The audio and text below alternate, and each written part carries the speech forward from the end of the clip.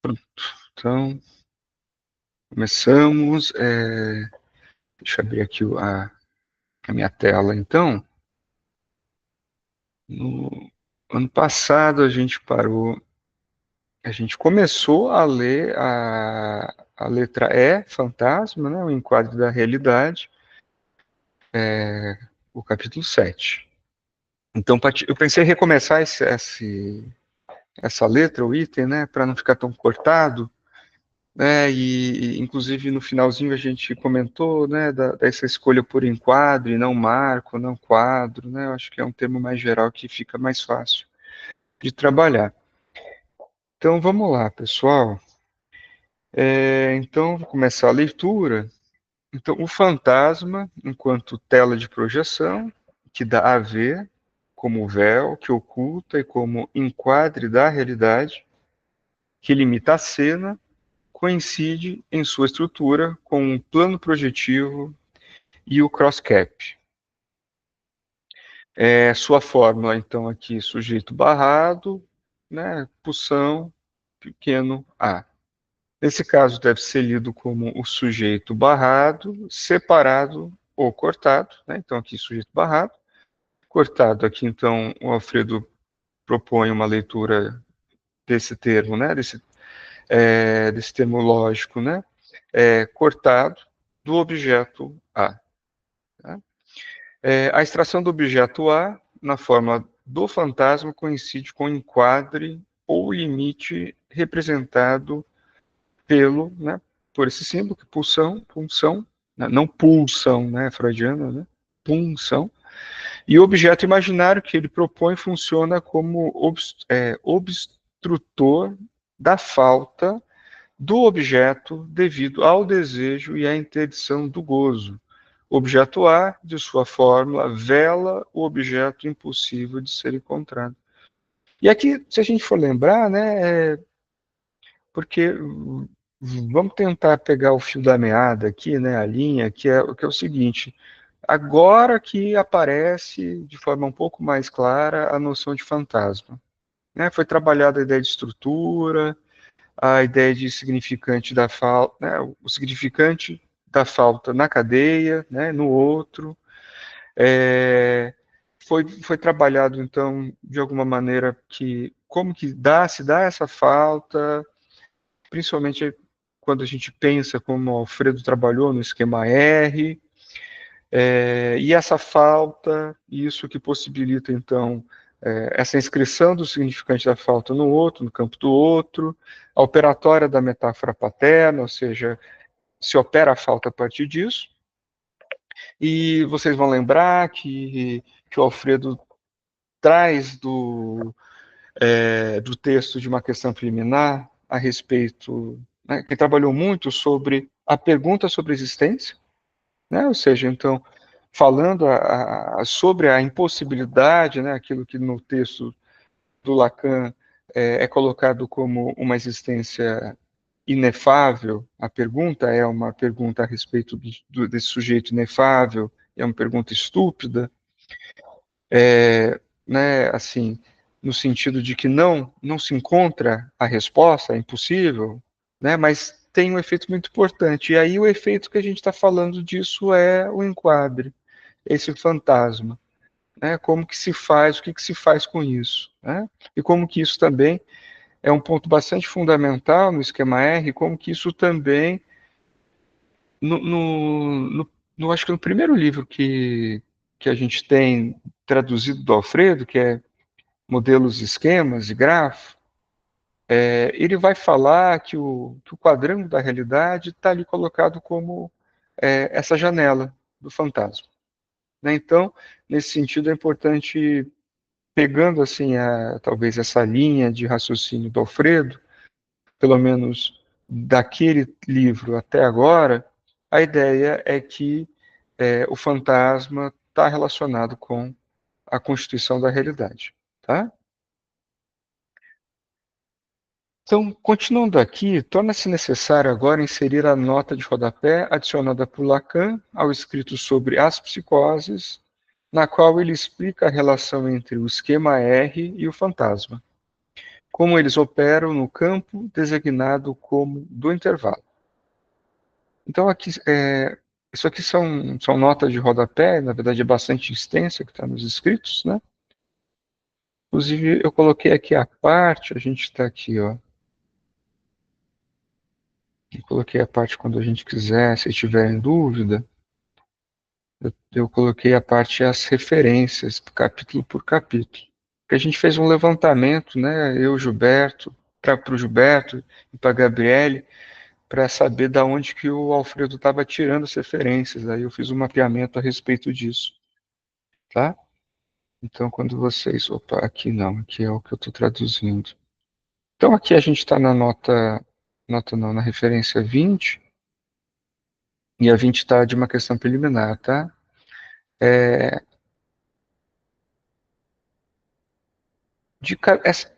Essa tradução que eu estou usando aqui é a primeira que eu fiz do capítulo 7. Daí eu não lembro de cabeça agora, é porque eu estou revisando as traduções. Eu não lembro de cabeça agora se essa aqui eu peguei da Zahar ou eu traduzi, tá? Possivelmente essa aqui é da Zahar, tá? Porque agora eu tô refazendo e eu estou colocando as duas juntas, uma sobre a outra para a gente poder comparar. Então, bem provável que essa seja da Zahar, tá? Então, a gente está numa questão preliminar, tá? Dos escritos e o Alfredo está falando aqui, olha, vamos então trabalhar com essa, para pensar o esquema R e o fantasma. Então, e aqui é uma citação do próprio Lacan, né?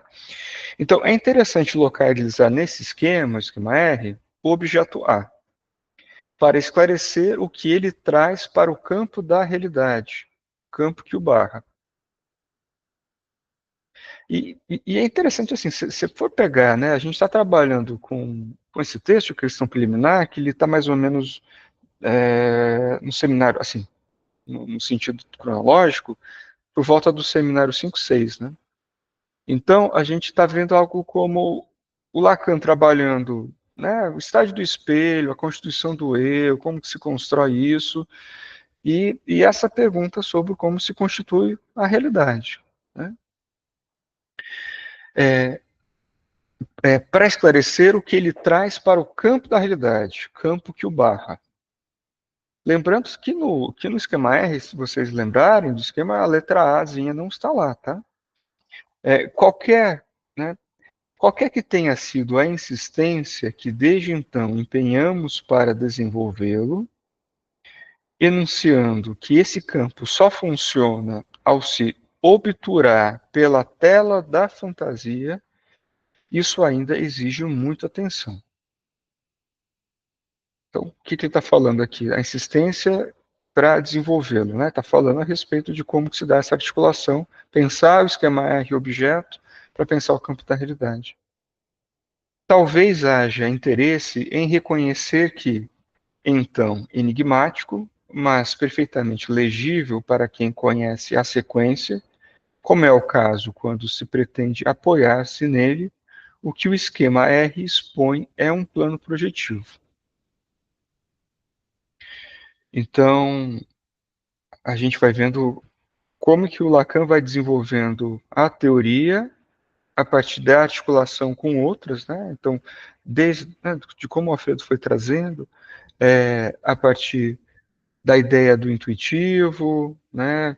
Como que isso, de alguma forma, possibilitou, a partir do momento que o quinto postulado de Euclides ele não pode ser calculado, né, matematicamente, porque ele se torna um axioma, né? Ou seja, ele não está colocado, ele é intuitivamente pensado, né? Mas não pode ser calculado, isso abre margem para o desenvolvimento daquilo que a gente poderia, né, do impasse entre algo do simbólico, né? Ou seja, a matemática é uma construção simbólica, né? E a gente está vendo assim um limite nesse campo, se abre um outro, né? Que vai sair da geometria euclidiana para a topologia, vai sair os grafos e vão sair também o campo, o estudo sobre, né, o campo projetivo, né, pensar os elementos projetivos desde a Renascença. Em especial, os pontos em que não foi por acaso, nem por brincadeira, que escolhemos as letras pelas quais elas se correspondem. M minúsculo, M maiúsculo, I minúsculo e I maiúsculo. E que são aqueles com que se enquadra o único corte válido nesse esquema, ou seja, o corte MI minúsculo, MI maiúsculo.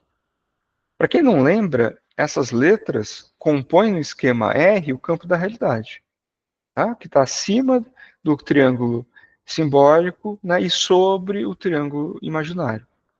Indicam bastante bem que esse corte isola no campo uma banda de módulos.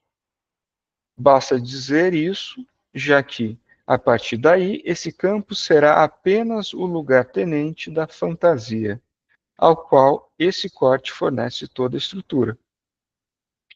Aqui, pessoal, é importante, então, que ele está dizendo que a constituição da realidade no esquema R está posto a partir desse quadrângulo, que se constitui, como ele está falando, como um corte, né, uma banda de módulos, e a gente viu nos itens anteriores como que ele vai pensar a constituição da realidade na neurose, né, como isso, como um cross-cap, né, um cross-cap que você vai ter a gente vai ter uma esfera com furo, que vai ser costurado, ou que ele chama de coser, né, uma banda de módulos, né, que não pode ser colocado, não pode ter representação, né, que ele vai falar, a gente não pode fazer com que ele venha à tona em 3D, na terceira dimensão, né, tá, que é a nossa, que a gente trabalha com a ideia de tempo, espaço, né. E além disso, ele está dizendo aqui, olha, lugar-tenente da fantasia.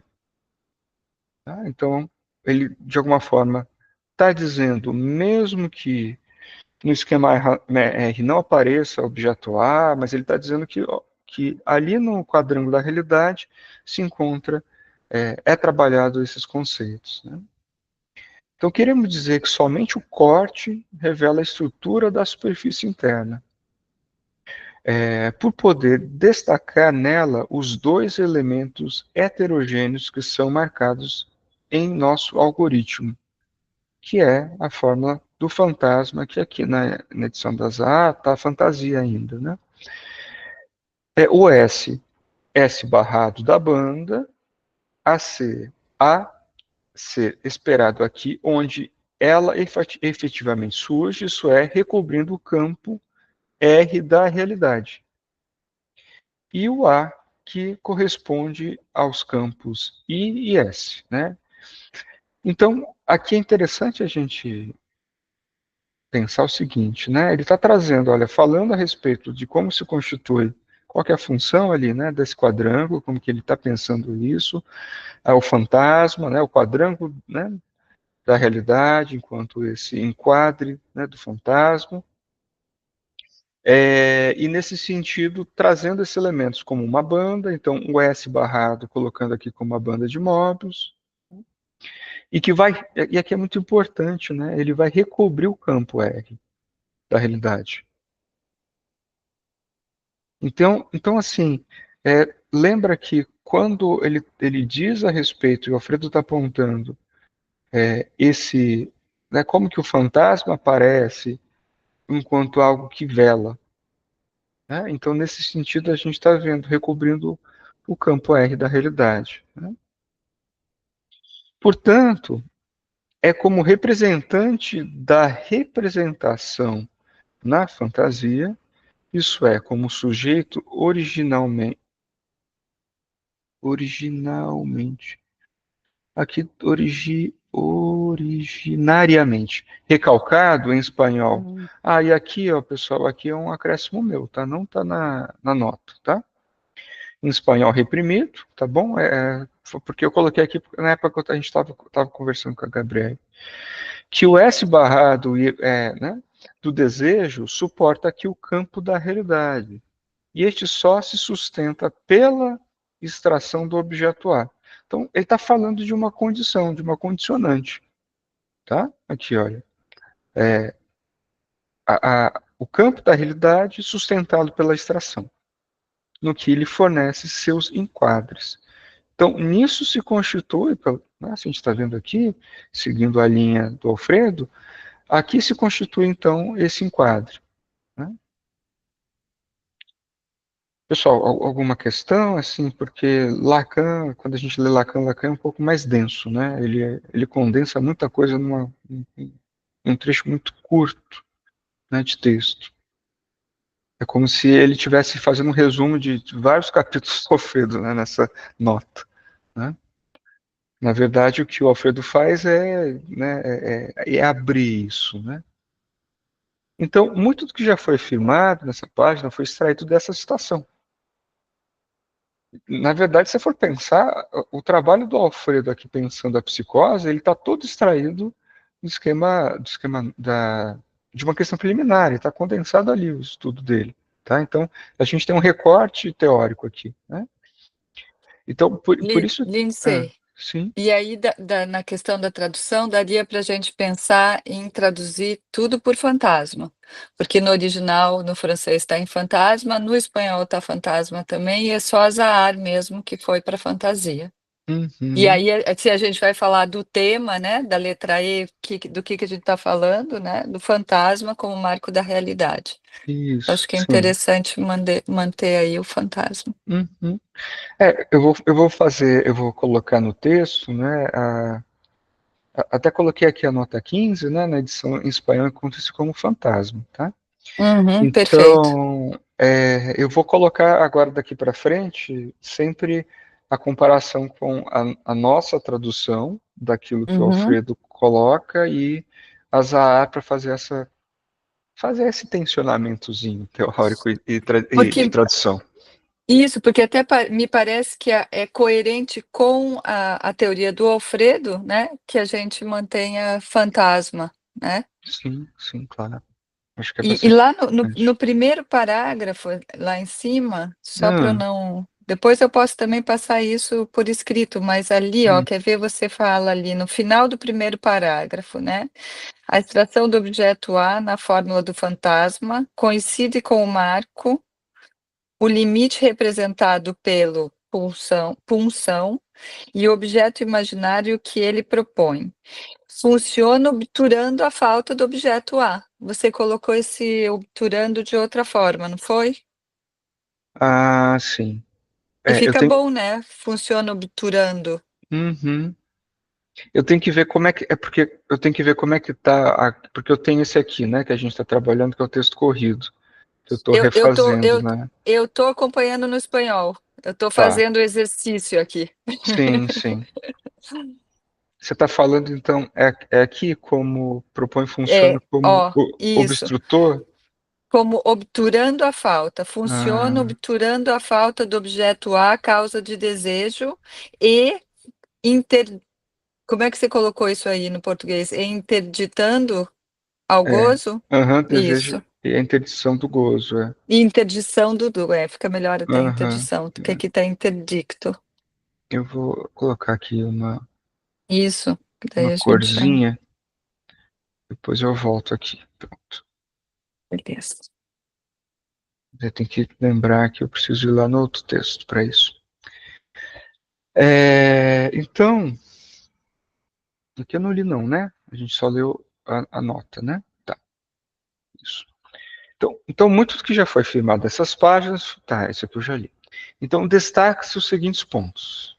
Então, vamos lá aqui que o Alfredo vai sublinhar aqui, né, do que ele acha importante. A extração do objeto A, causa do desejo e interdito ao gozo, ou pode ser, né, interdição ao gozo. Enfim, está interdito ao gozo. Isso é, objeto como impossível, ou seja, real, funciona como enquadre da realidade.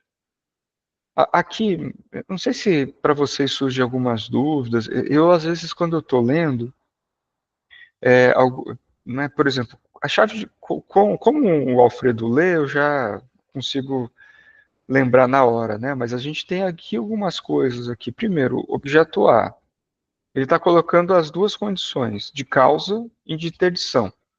De causa ao desejo, de interdição ao gozo, né? Acho que isso precisa ficar sublinhado, tá? Além disso, ele está falando que o objeto, além de ser causa e interdição, ele está colocando como objeto impossível. Né? Lembra que, de alguma maneira, ele já trabalhou a noção de objeto, tanto em Freud quanto Lacan, objeto perdido, para Freud, né? E para Lacan, o objeto A está colocado em outro ponto, né? Mas está colocado aqui enquanto impossível. E é importante lembrar, porque aqui ele traz uma conclusão: impossível ou seja real. Eu não sei se é tão claro para vocês o que o real, que o Alfredo está, a concepção de real que o Alfredo está trabalhando aqui. Porque é bastante problemático a concepção de real para Lacan, não sei se vocês sabem disso.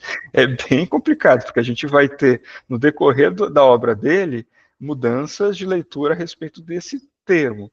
Eu não vou trazer aqui as variações que tem, mas eu queria apenas sublinhar qual que o Alfredo está usando aqui nesse momento. Tá? Nesse momento, o real que ele está trabalhando é com a noção de impossível. Tá bom? Mais para frente ele vai trabalhar com uma outra noção também de real. E assim funciona como enquadro da realidade.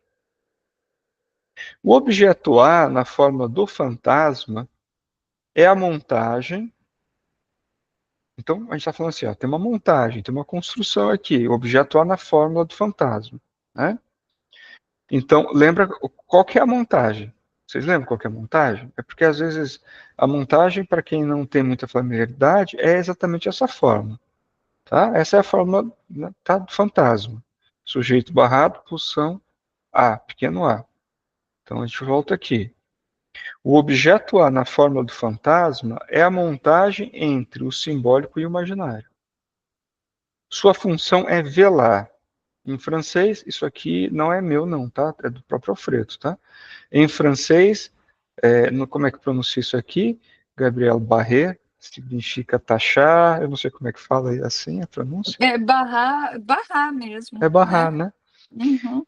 Né? Então, taxar, anular, com uma linha, marcar atravessando a superfície e fechar o acesso. Só um parênteses, assim, eu não tenho noção do domínio do Alfredo em relação ao francês, né, se ele está falando isso porque ele entende muito bem o francês, ou se ele fez uma pesquisa a partir do termo. Então, talvez possa ter ido no dicionário, então, tá? Não sei. Então, mas o que ele está dizendo aqui, olha, que são alguns elementos, tá? Primeiro, o objeto A está falando dentro do contexto da fórmula, do fantasma, tá? É uma montagem na relação entre simbólico e imaginário. Mas se a gente for lembrar, ele está trazendo o esquema R, a gente está falando que o esquema R, o quadrão da realidade, vai estar nessa relação, né, esse enquadre entre o ternário simbólico e imaginário. A sua função vai ser velar. Né? E velar o quê? Então, ó, então, aqui, taxar, anular, marcar, né? Ele oculta seu homônimo ao mesmo tempo em que constitui a superfície na qual a realidade é projetada, como tela ou véu. Ele está ocultando alguma coisa, então ele está falando objeto A na forma do fantasma. Né? Então, esse objeto A que não está colocado, reparem, né, no esquema R, ele não está colocado lá. Mas o Alfredo vai apontando até o momento desse trabalho que ele está velado, ele está como se tivesse velado pelo enquadre, né, fantasma. Então ele está ali velado, ao mesmo tempo que ele coloca a respeito né, desse homônimo, a respeito disso que falta a esse sujeito barrado, ao mesmo tempo que ele está dizendo que ele vai velar, né, ele vela e projeta ao mesmo tempo. Né, ele constitui, então, uma realidade a partir disso.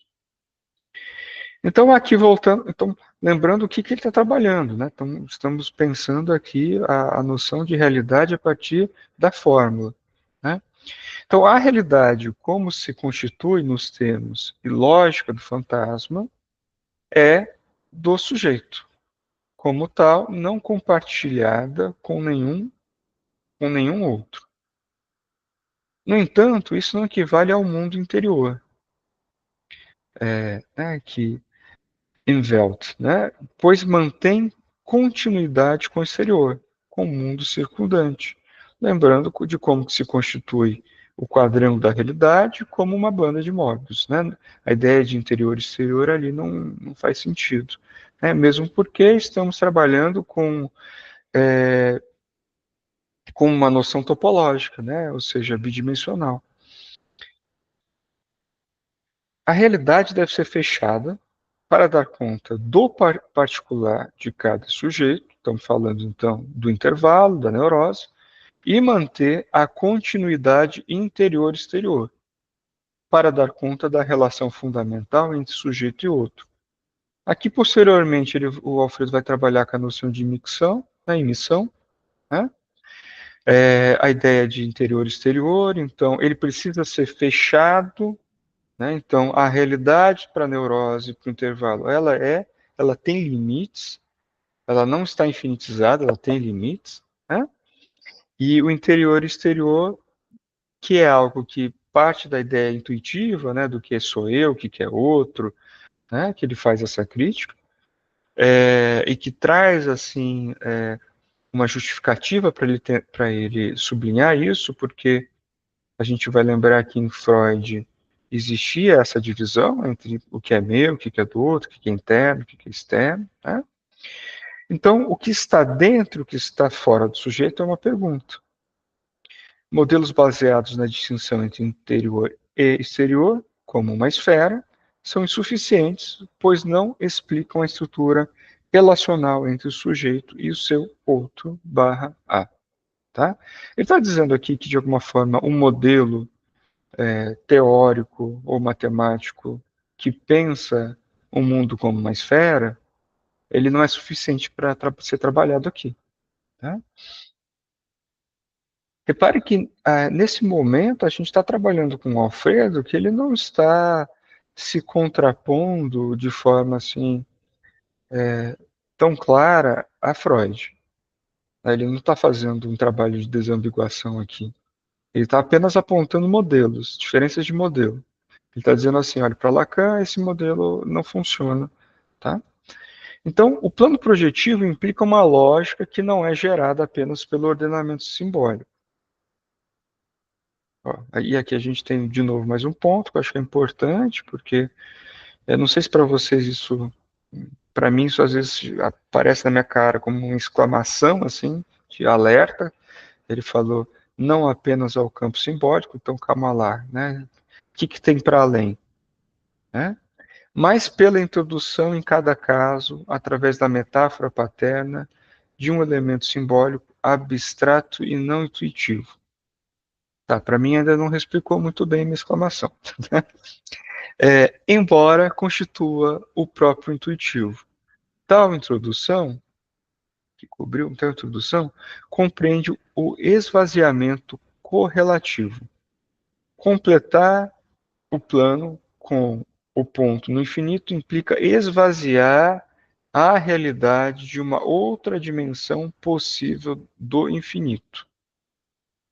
Então, assim, não sei como é que vocês conseguem ler isso. Aqui, para mim, existe uma questão colocada, porque aqui, quando ele vai dizer, né, que o plano projetivo implica uma lógica que não é gerada apenas pelo ordenamento simbólico, né, inicialmente essa frase me parece um pouco estranha, a partir da ideia de que é uma construção simbólica o plano projetivo. Mas se vocês discordarem, assim, é uma leitura que eu estou fazendo, né? Não é o Alfredo, não é o Alfredo explicando isso. No entanto, como que surge o plano projetivo? A partir de um impasse teórico, né, que é da própria matemática, que é o quinto postulado de Euclides. E aí a gente esbarra com algo que o ordenamento simbólico, né, não dá conta, não tem como, tem um impasse. E aí a gente vê uma condição de que a gente pode pensar enquanto o real na ciência, aquilo que é os limites da ciência, né? E aí se abre algo novo, né? Onde que eu parei? Aqui. Pela introdução em cada caso, através da metáfora paterna e do elemento simbólico, abstrato e não intuitivo. eu trago essa leitura a partir dessa constatação, abstrato e não intuitivo, né? Então, alguma coisa se abre aí, né? Embora constitua o próprio intuitivo. Tá, aqui daí entra numa condição meio dialética, né, Gilberto? Complicada, porque ele nega e depois ele vai afirmar a mesma coisa. Tal introdução corresponde a um esvaziamento correlativo. Tá, então... Ah, Talvez tenha a ver, como você está trazendo a questão do Euclides, tem a ver aqui com algo, mediante a metáfora paterna, de um elemento simbólico abstrato e não intuitivo, ainda que constitua o intuitivo. Ou seja, é uma criação, uhum, né? sim. Mas que incorpora. E no começo ali, ó, o plano projetivo implica uma lógica que não se produz por efeito da ordem simbólica em si mesma, senão pela manobra de introdução em cada caso mediante a metáfora paterna, quer dizer, algo inventado, digamos, né? Mas que tem efeito ali de um elemento simbólico abstrato e não intuitivo, ainda que constitua. Tal incorporação de um elemento se corresponde com um esvaziamento correlativo. Tal incorporação de um elemento se corresponde com um esvaziamento correlativo. Quer dizer, a função da metáfora, né? Substitui algo. Uhum. Um esvaziamento correlativo.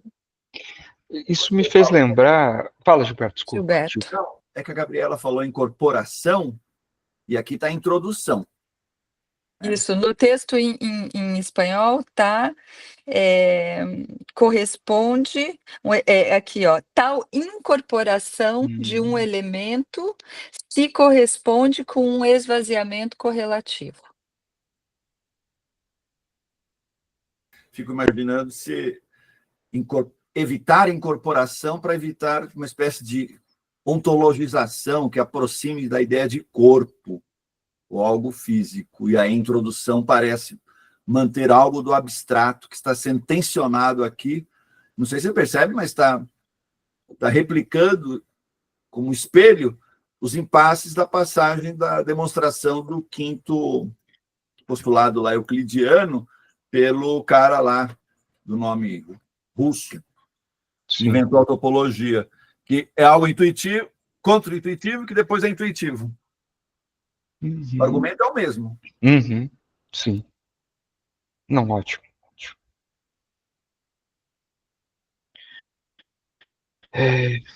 Alguma... Quer comentar mais alguma coisa? Acho que, né, acho que esse momento, né, que a gente pôde se deter aqui, eu acho que deu para entender um pouco melhor, né? Porque, de fato, aqui, depois, completar o plano como um ponto no infinito implica esvaziar a realidade, né, de outra dimensão possível do infinito. Porque é exatamente aquela questão que ele trouxe quando trabalhou planos projetivos, né, a respeito de como representar um infinito, né, que seria algo do intuitivo, depois não mais, e um ponto, né, então, de alguma forma, ele faz esse movimento. Então, como os fenômenos não se apresentam de forma assintótica ou infinitizada na realidade cotidiana, né, então, aqui, para quem está começando, não sei se tem alguém começando, aqui é referência à psicose no esquema I, né, porque é constituído, né, por essa constituição desse... Como é que fala? É uma superfície topológica, né, que tende ao infinito, né? Então, por que, ao menos, algo é erradicado da experiência com a introdução de um elemento abstrato, positivo e operável? Gabriel, você consegue ver se está a introdução aí, ou se eu fui colocando a introdução e nem vi? Tá assim, ao introduzir-se um elemento abstrato Tá. positivo. Eu fiquei com dúvida se estava a incorporar agora, né? Então, tá. Por quê?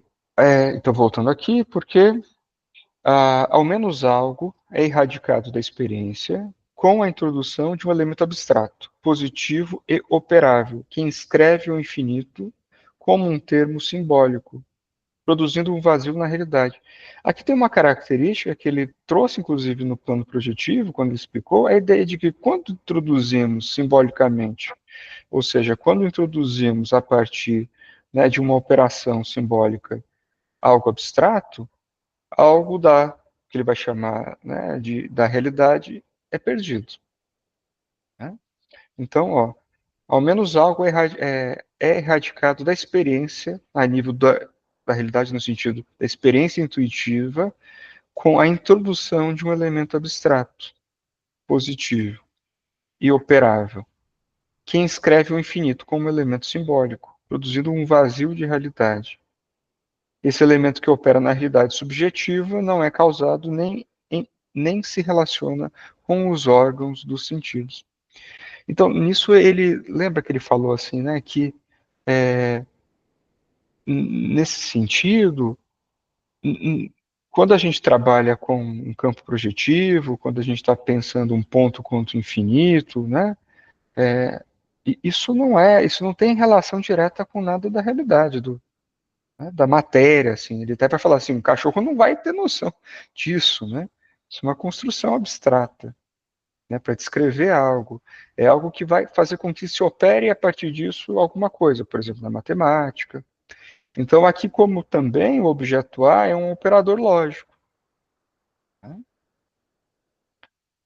Então, o limite... Eu tenho uma pergunta aqui que não está claro para mim, vamos ver se vocês conseguem esclarecer. O que ele quer dizer produzir um vazio na realidade? Então, aqui ele está retomando exatamente aquele ponto que ele trabalhou sobre o plano projetivo. Quando ele vai explicar exatamente o que acontece quando... Eu acho que eu não vou conseguir te explicar objetivamente, eu consigo trazer o contexto, talvez para a gente poder voltar depois. Mas ele vai falar o que acontece quando a gente faz com que o quinto postulado já não seja suficiente, e que era intuitivo. É onde todo mundo acreditava que aquilo era a realidade. Né? Algo abstrato é posto e algo ali se perde, um vazio é colocado ali. Talvez valha a pena voltar ao item do plano projetivo para ver com mais clareza esse ponto. Obrigada. Então aqui, o limite dos órgãos do... Só reforçando, desculpa interromper, mas essa pergunta da Gabriele e esse retorno que é sempre necessário, também dá eu acho que é mais ou menos o que a gente busca no ato analítico, é produzir uma outra relação com a realidade e com esse vazio, sair desse vazio. É o jeito de trabalhar as psicoses em análise. Porque aí você corta essa relação, esse ir ao infinito. Fazer esse corte.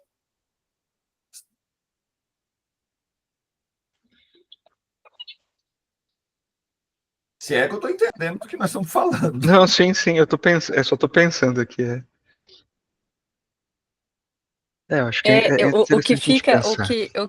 O que fica difícil, talvez tenha que voltar realmente lá, é essa introdução de um vazio na realidade, né?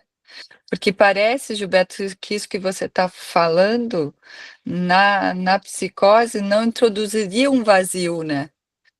Na psicose, né, no manejo, seria justamente...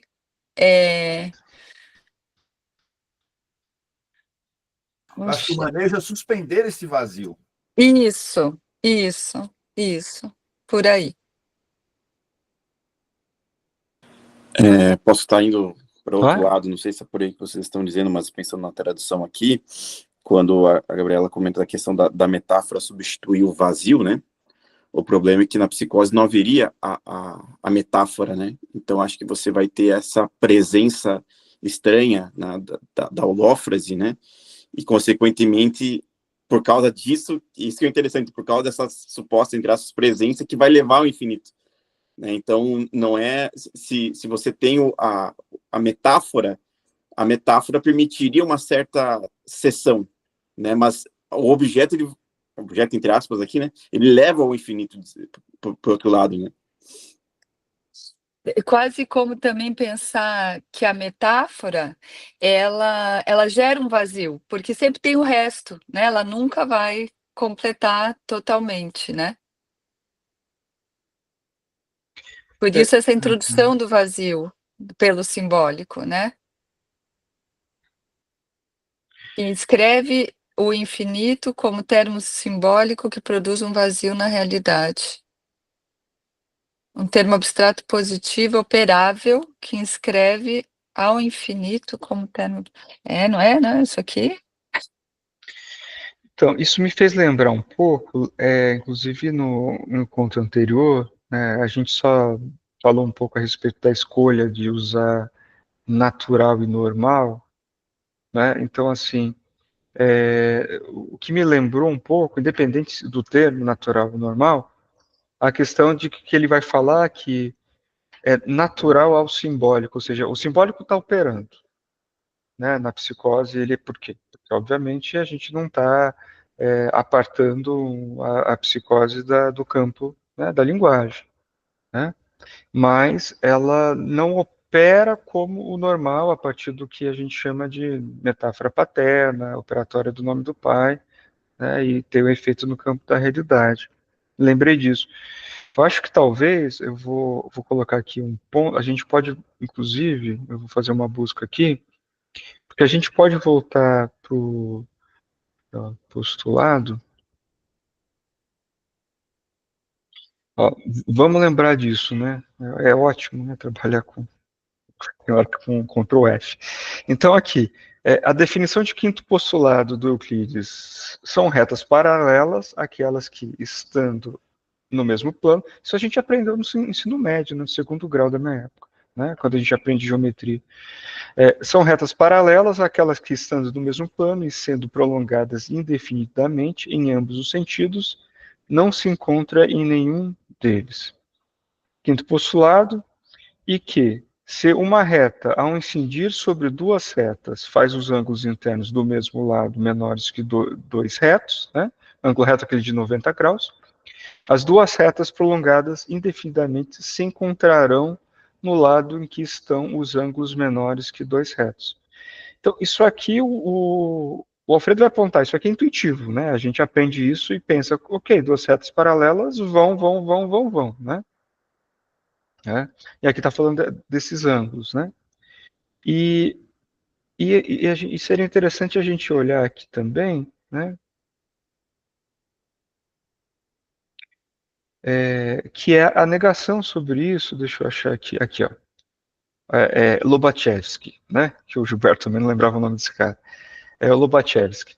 Então, quem o faz foi Lobachevsky, contemporâneo de Gauss. Ele, a partir da aceitação da impossibilidade de uma demonstração matemática pura do quinto postulado de Euclides, faz surgir o que será, em um futuro próximo, a nova geometria, a topologia.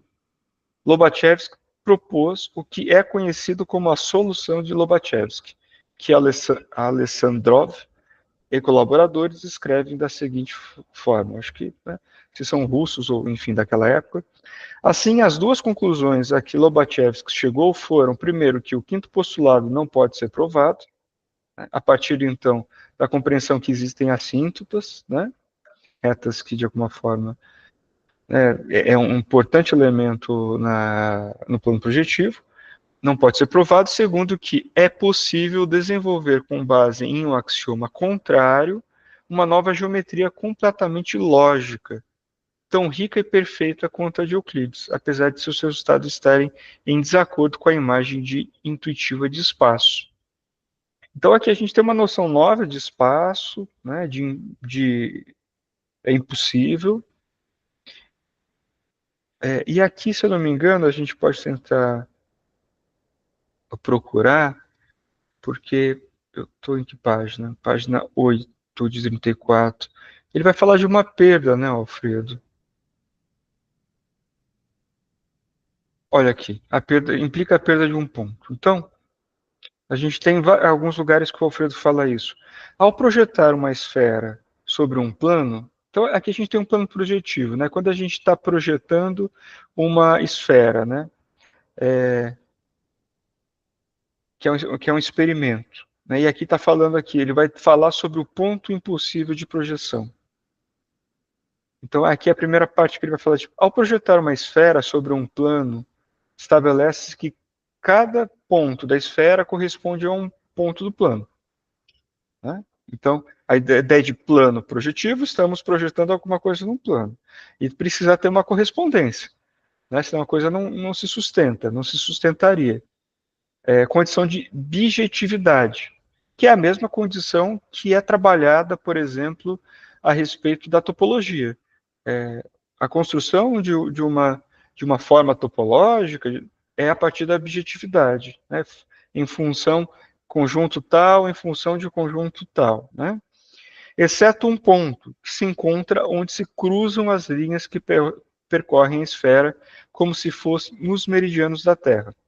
Já que esse ponto é impossível de projetar, todos os pontos ao redor desse ponto podem ser projetados no plano, mas resta um ponto impossível de projetar. Assim, a projeção da esfera no plano implica a perda de um ponto.